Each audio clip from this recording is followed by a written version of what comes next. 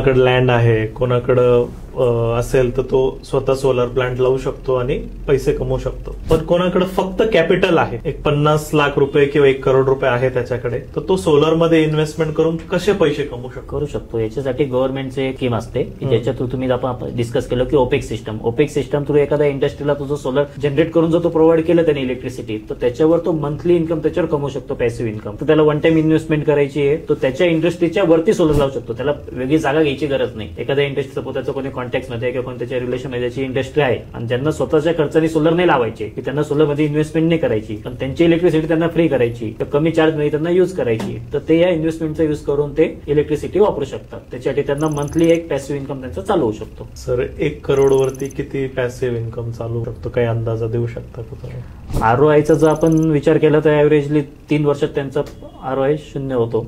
Okay, म्हणजे वर्षाला 30-32 लाख रुपये तो कमवतो. येस, म्हणजे 30% रिटर्न आहे 1 करोडच्या इन्व्हेस्टमेंट वरती सोलर पॅनल्स मध्ये.